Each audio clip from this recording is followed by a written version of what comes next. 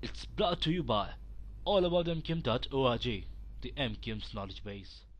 To discuss the impact of this, joining me now is going to be Mr. Faisal Sabzwari, who is, of course, the Sindh Youth Affairs Minister and the Deputy Parliamentary Leader of the Provincial Assembly in Sindh.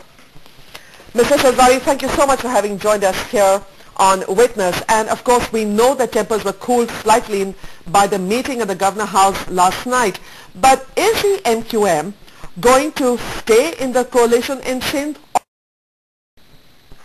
Well, certainly, Katrina, we are part of the coalition very much right now.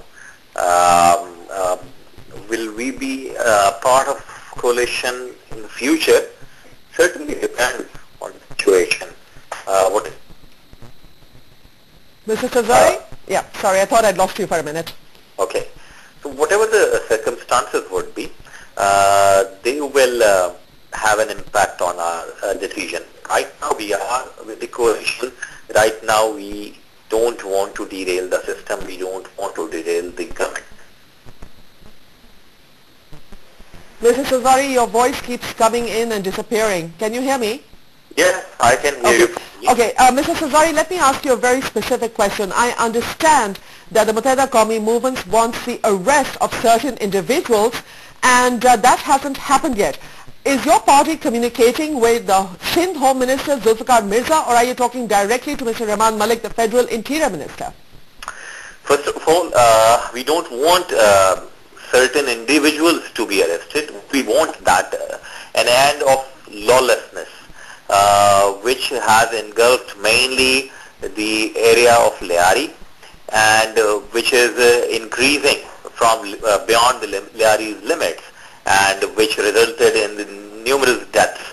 People are right now pointing them as politically motivated killing, but I reject that very perception, because Liari has been seeing a very deadly gang wars in the last couple of years, and was again the gang wars which erupted, but unfortunately after the death of notorious Rahman Dacoit, certain political figures of Liari tried to shift the blame on MQM, although we don't hold the responsibility of Home or Interior Ministry either, but they wanted to shift the blame. So that was the reason that killings of MQM workers in adjacent areas started. Abdul Basit Qureshi of MQM Joint Union Charge was killed on 31st December, and later on Muhammad Amir was beheaded, and even yesterday we received a headless body of our worker Muhammad Mubin. Secondly, we are communicating to the government, be it provincial or federal. We are communicating to both the governments. Whoever is willing to listen, we are here. What are the standards that you are going to set, that if this happens or this does not happen, we will quit the coalition? I mean, there must be something, or is it just vague? You see, we are a very democratic party, and we have shown flexibility on certain issues. But you are very much right that there has to be a threshold. The threshold was very clear that we cannot tolerate the headless bodies of our workers. We cannot tolerate the targeted killing of, and even not the targeted killing, but certain individuals who were kidnapped, as reported in today's newspapers, from a mosque from Park Colony area. And so what are your specific demands, Mr. Sabzwari? An end to this targeted killings of MQM workers. Yeah.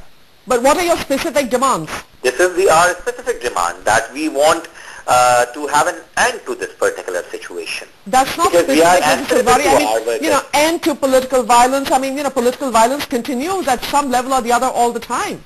Well, I don't count this as political violence, because political violence has to be a two-way violence. But it was just one way that gangs were operating. At times they are killing MQM workers. At times they are engaged within their gangs issues. So it's not political violence at all. Okay, Mr. Sabzwari, I would like to ask you a key question here. I did refer to it earlier. Ms. Mehman pointed it out directly. Who's in charge? Why is this matter being dealt with by the Federal Interior Minister? And why aren't you talking to the provincial government, the Chief Minister, Qaim Ali Shah? Everybody is there. Why is Rahman Malik sitting in Karachi?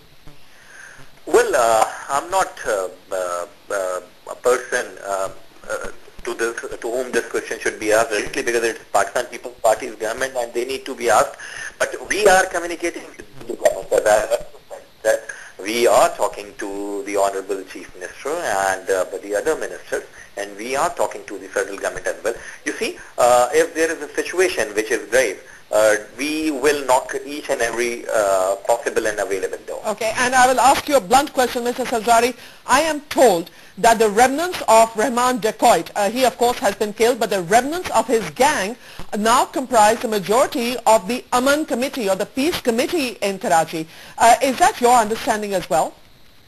Certainly, it is a fact which nobody can deny, because the way Uzair Baloch, a notorious gangster, was thrown as the successor of Rahman Dacoit, and it is really unfortunate that certain political figures are taking care of this gangster.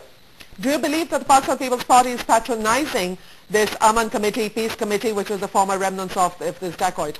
The way I know Pakistan People's Party as a democratic party, I can't believe that it is Pakistan People's Party's policy. But yes, certainly certain people who are in politics, who are political figures in the People's Party?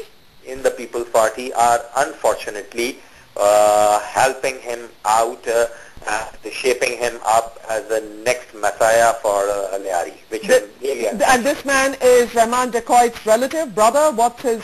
I don't know, but the investigating agencies have all the details of him. All right.